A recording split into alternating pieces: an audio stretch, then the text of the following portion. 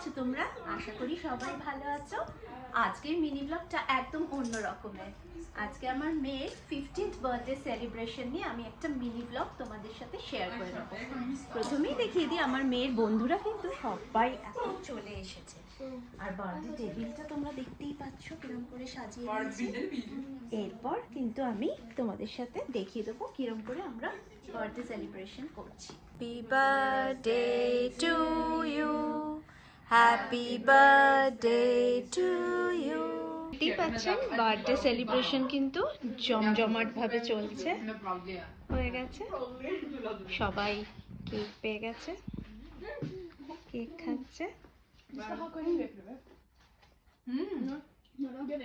আমরা নরওয়েজিয়ানে happy birthday গানটা শুনে নেব, চলুন।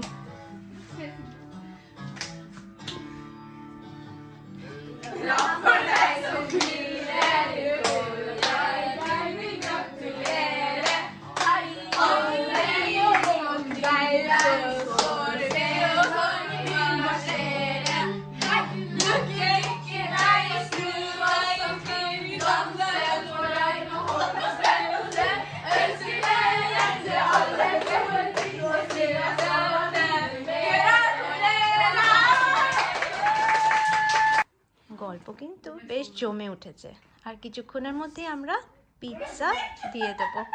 দেখুন খুব সুন্দর গল্প, আড্ডা জমে উঠেছে ওদের। এই যে বাচ্চাদের ফেভারিট পিৎজা চলে এসছে, আরো আনছি।